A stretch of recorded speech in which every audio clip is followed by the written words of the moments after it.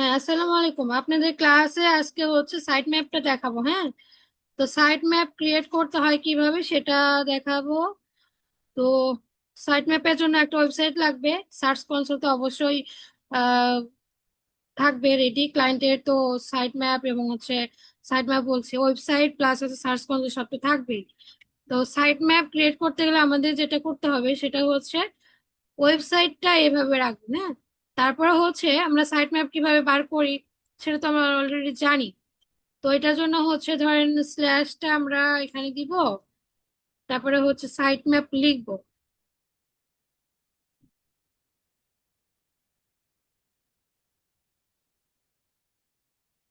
Site map dot XML, দেন হচ্ছে enter দিয়ে দিব। এটা শপিফাই ক্ষেত্রেও সেম, ওয়ার্ডপ্রেস এর ক্ষেত্রেও সেম। হ্যাঁ, তো শপিফাই অ্যাক্সেস তো আমার কাছে এই মুহূর্তে নাই, তো এই জন্য হচ্ছে দেখাতে পারি নাই। বাট হচ্ছে ওয়ার্ডপ্রেস এর যেহেতু আমার কাছে আছে অ্যাক্সেস, এই জন্য হচ্ছে আপনাদের ওয়ার্ডপ্রেসটাই দেখাচ্ছি। তো দেখেন, এইখানে আসার পরে যে এরকম একটা ইন্টারফেস আসবে আপনাদের সামনে।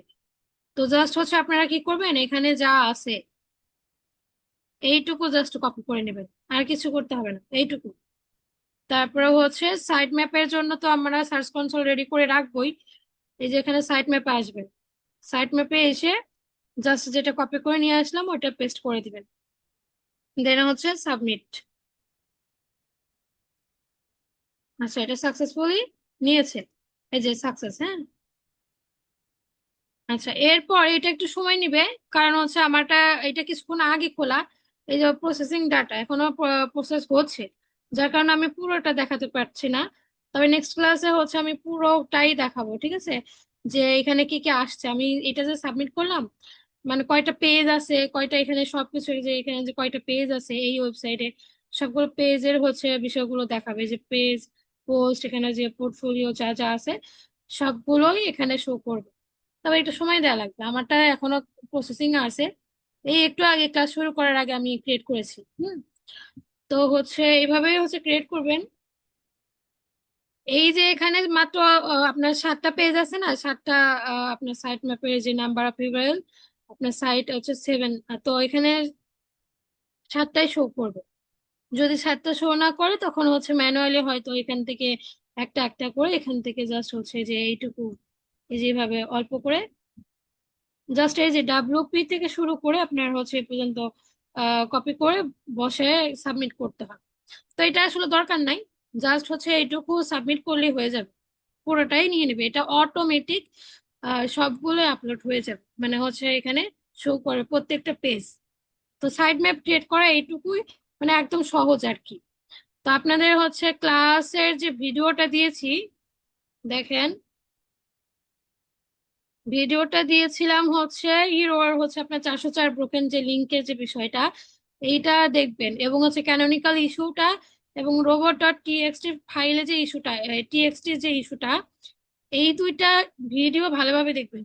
কারণ গত ক্লাসে হচ্ছে ওয়েবসাইটের আমি ডিরেক্টলি দেখাইতে পারি নাই, যার কারণে হচ্ছে আমি প্রিভিয়াস ব্যাচের যে রেকর্ড ভিডিওটা ছিল ওইটা দিয়েছি। তাহলে হচ্ছে আপনারা মানে লাইভ যে ইস্যুগুলো ফিক্স করা সেটা কিন্তু দেখতে পারবেন। হ্যাঁ, তো এই দুটো শেষ করে আমাকে হচ্ছে জানাবেন যে আসলে কোথাও বুঝতে পেরেছেন কিনা বা পারেন নাই, আমাকে একটু জানাবেন। হ্যাঁ, গ্রুপে কিন্তু মেসেজ দিয়ে অবশ্যই জানাবেন। তেমনিতে নর্মালি আপনাদের যে প্রিভিয়াস ক্লাসে কোনো কোশ্চেন থাকলে আমাকে করতে পারেন। আর সার্চ কনসোলের কোশ্চেনের যে বিষয়টা, পেজেসের এই যে এখানে যে প্রবলেম গুলো আছে, এইগুলো হচ্ছে আসলে আমি আপনাদেরকে আবার একটু ভিজিট করে দেখাবো যে আসলে কি কি প্রবলেম আসতে পারে এইগুলো। হ্যাঁ, তো বলেন, এই তিনটার উপরে কোনো কোশ্চেন আছে?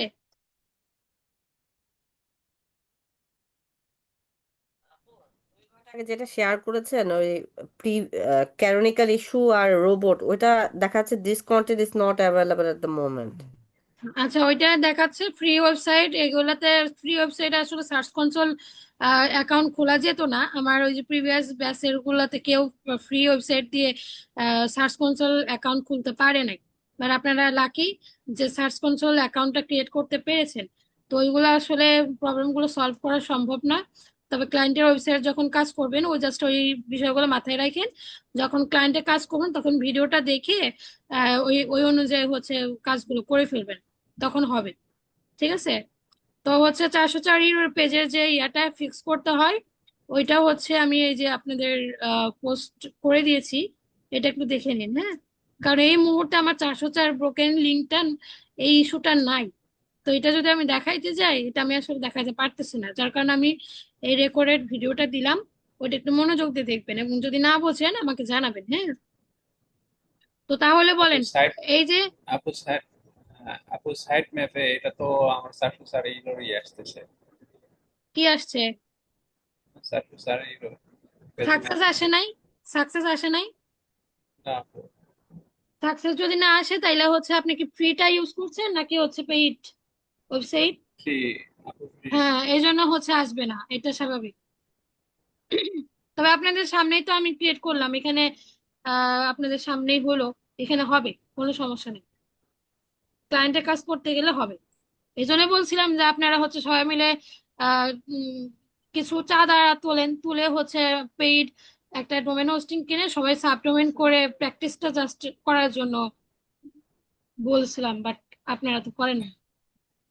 আমি তো রাজি, কিন্তু আর কেউ কারো পারলাম না, তো এই জন্য আর কি। হুম। আচ্ছা, আপনার যাই হোক, প্রাইস কত লাগে? ক্লায়েন্টের হ্যাঁ, কাজ ক্লায়েন্টের কাজ করতে গেলে এই প্রবলেম গুলো হবে না। ডোমেন আচ্ছা হোস্টিং এর জন্য প্রাইস কত লাগে আপু?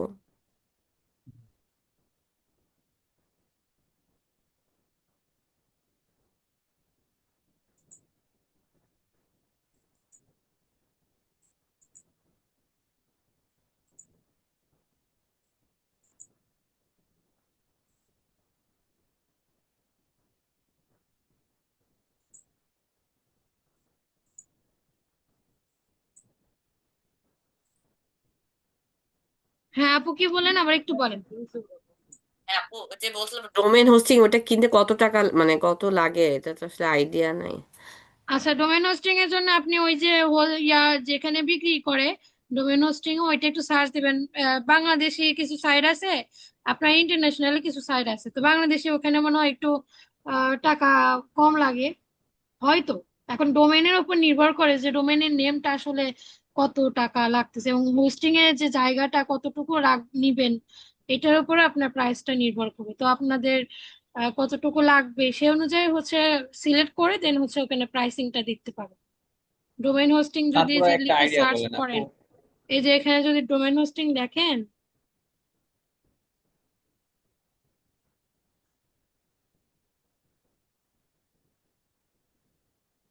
এই যে নেমচিপ থেকেও নিতে পারেন, আবার হচ্ছে বিডি থেকেও নিতে পারেন। এই যে ধরেন বিটি, ডোমেন হোস্টিং বাংলাদেশ, এই যে ওয়েব হোস্ট আছে,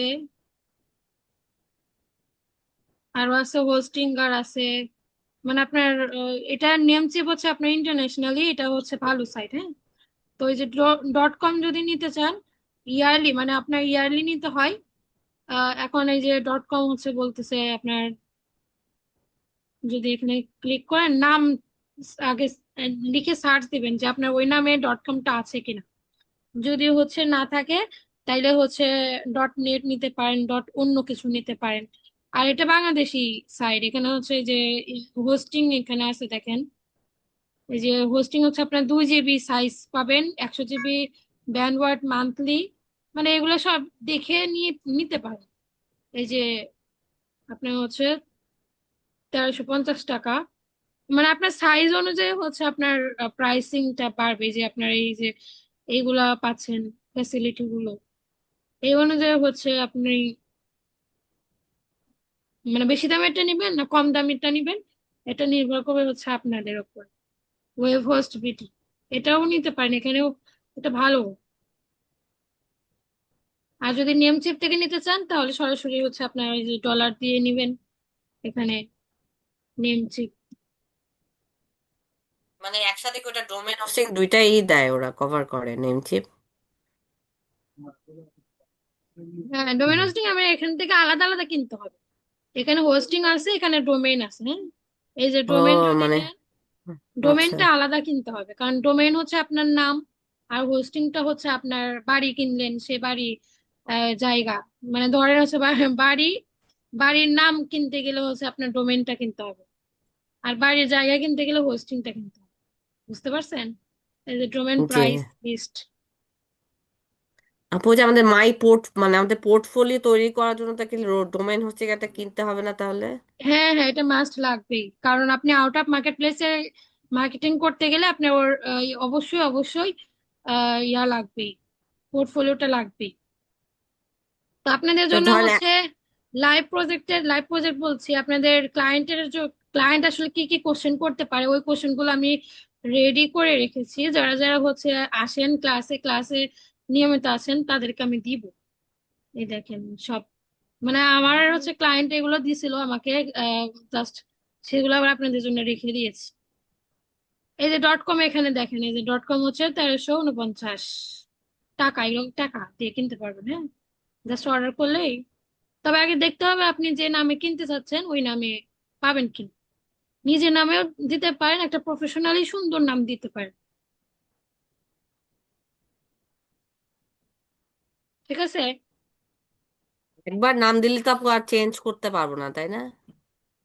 একবার নাম দিয়ে যদি ওই ডোমেনটা কিনে ফেলেন, ওইটা চেঞ্জ করতে পারবেন না। আবার সাপ্লিমেন্ট করতে হবে। তবে সাবডোমেন যদি ক্রিয়েট করেন ওই ওই ডোমেন থেকে আরো আরো সাবডোমেন ক্রিয়েট করে যদি ওয়েবসাইট বানাইতে চান তাহলে পারবেন। তবে ওই নামটা পার্মানেন্ট থেকে যাবে, ওর পাশে চেঞ্জ হবে। তা এই জন্য বুঝে শুনে নাম দিবেন, নিজের নামটাও দিতে পারেন, কারণ আপনি ক্লায়েন্টের পার্সোনালি কাজ করবেন, এ তো আর এজেন্সি বানাচ্ছেন না, তো আপনার ব্র্যান্ডেরও দরকার নাই। তো সেক্ষেত্রে হচ্ছে আপনি পার্সোনালি কাজ করবেন, আপনার নিজের নাম দিয়েও খুলতে পারেন। ক্লায়েন্টের দেখা যাবে যে আপনার নামের সাথে পোর্টফোলিও ওয়েবসাইট ম্যাচ করে গেছে, সুবিধা আছে। আপু, এই পোর্টফোলিও ওয়েবসাইট মানে কিভাবে মানে ডিজাইন করা যায়, এটার আইডিয়াটা কি মানে ইউটিউব থেকে পাবো? আচ্ছা, পোর্টফোলিও পরে আমি হচ্ছে আইডিয়া দিব আপনাদের। হ্যাঁ, আইডিয়া দিব, আমরা হচ্ছে আচ্ছা ক্লাস আর একটু আচ্ছা। শেষ করি, দেন হচ্ছে পোর্টফোলিওটা কিভাবে কি করবেন, কোথায় বেশি অ্যাক্টিভ থাকবেন, আউট অফ মার্কেটপ্লেসে মার্কেটিং গুলো দেখাবো, ওগুলো পরে। এখন আমরা আর জি খুব বেশি দিন নাই, আমরা খুব দ্রুতই হচ্ছে সেই ক্লাসগুলোতে যাব। তো এই যে আপনাদের এই বিষয়গুলো কিন্তু শেষ, যদি এই যে ভিডিও রেকর্ড গুলো দেখেন, এটা এই দুইটা দেখে ফেলেন, তাহলে হচ্ছে আপনাদের এই ক্লাসটা মোটামুটি 6 7 8 9 কিন্তু শেষ। বুঝতে পেরেছেন? ক্লাস কিন্তু শেষ, এই কয়েকটা। তারপরে হচ্ছে এর মধ্যে যা যা আছে পুরো বিষয়গুলো বার করবেন। এই যে কি কি কি বুঝতে পারেন নাই, বা হচ্ছে কোনটা কোনটা বুঝেন নাই, এগুলো বার করবেন আপনারা সবাই। আমি এখানে আপডেটেড বিষয়গুলো রাখছিলাম, এগুলো একটু পড়ে নিয়েন তো। আর হচ্ছে যে যে প্রোডাক্ট গুলো হচ্ছে অ্যাপ্রুভ হওয়া যায়, অ্যাপ্রুভ দিবে, এবং যেগুলো অ্যাপ্রুভ দিবে না, এগুলো আমি সব লিস্ট করে রাখছিলাম। যদি না বোঝেন আমাকে একটু বললেন সবাই। ঠিক আছে? এখন একটু সাথে আমার ক্লাসের সাথে তাল মিলিয়ে চলেন, নইলে পিছিয়ে যাবেন কিন্তু, পরে আবার আপু কিন্তু এই কিছু চেকলিস্টটা বুঝবেন না। আমাদের চেকলিস্ট সেটে দিয়ে দেন তো আপু। না, আমি সবাইকে দিছি তো, সেদিন আপনি আসেন নাই, যারা যারা ছিল সবাইকে দিছি।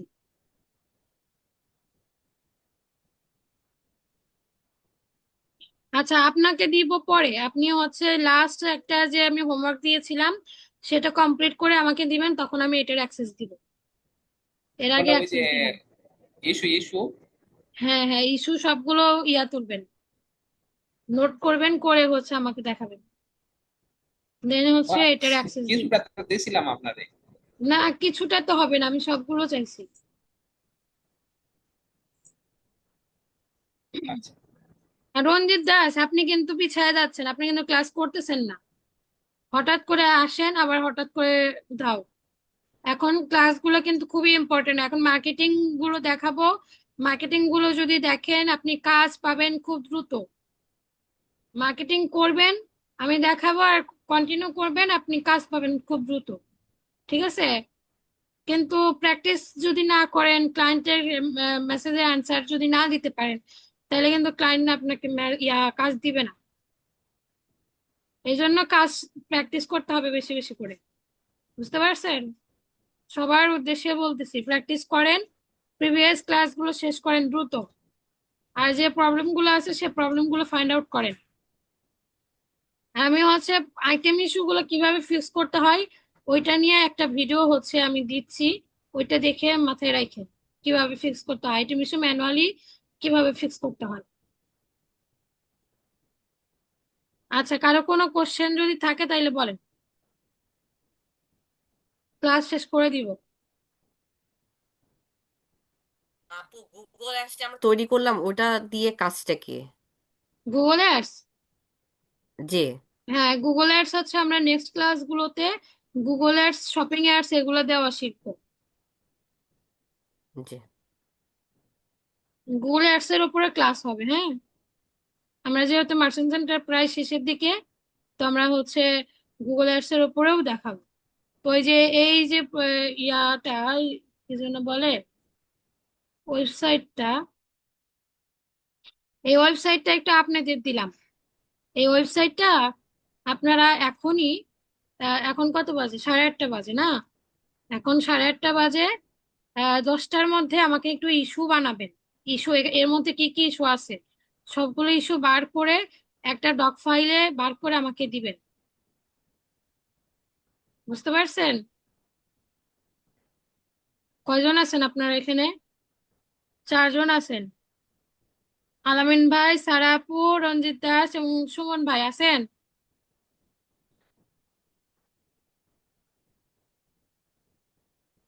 যাই হোক, যারা আছেন আমাকে এখনই এখনই, হ্যাঁ, এখনই শুরু করে দেন। এই ওয়েবসাইটটা, এটা কিন্তু ক্লায়েন্টের ওয়েবসাইট। সো এটা হচ্ছে আপনার একটা লাইভ প্রজেক্টের একটা টেস্ট কিন্তু হয়ে যাবে যে আপনার আসলে প্রবলেমগুলো কিভাবে বার করবেন। এখনই ডক ফাইলে সুন্দর করে কিভাবে ইস্যু বার করতে হয় আমি কিন্তু শিখাইছি। তো ইস্যুগুলো বার করেন একদম A to Z। তার আগে কি করবেন, তার আগে হচ্ছে এইটা, এই যে এটা খুলে বসবেন, খুলে বসে কি কি আছে ওয়েবসাইটে কি কি নাই এগুলো বার করেন, বার করে এটা দেখে দেখে 1 বাই 1 সবগুলো দেখেন, চেক করেন। চ্যাট জিপিটির হেল্প নিবেন না কিন্তু, চ্যাট জিপিটি কিন্তু আপনাকে রচনা লিখে দিবে। সো নিজে মাথায় নিজে বার করেন। স্যার আপু বুঝতে পারছেন? জি আপু। এখনই এটার ইস্যু বার করেন, মনে করেন এটা ক্লায়েন্টের কাজ পাইছেন আপনারা, মনে করেন, হ্যাঁ। ঠিক আছে, তাইলে এটা বার করে আমাকে 10টার দিকে সবাই দিবেন ডক ফাইলে, ডক ফাইলে সুন্দর করে দিয়ে দেন, হ্যাঁ। আপনার আচ্ছা। ইমেলে? জি। কোথায় দিব আপু, আপনার ইমেলে? না, স্ক্রিনশট দিয়ে বা এখান থেকে আচ্ছা। স্ক্রিনশট দিয়ে হচ্ছে আমাকে আপনাদের গ্রুপেই দেন, সমস্যা নেই। তাইলে সবাই আচ্ছা। একটু বুঝতে পারবে যে আপনার অ্যাক্টিভিটি কেমন দেখাচ্ছে। আচ্ছা। ঠিক আছে, তাইলে সবাই ভালো থাকেন। এটা যদি বার করতে পারেন তাহলে আমি বুঝতে পারবো যে আপনারা আসলে কতটুকু কাজ শিখেছেন আর কতটুকু বুঝেছেন, হ্যাঁ। আচ্ছা, ভালো থাকেন তাহলে সবাই, আসসালামু আলাইকুম।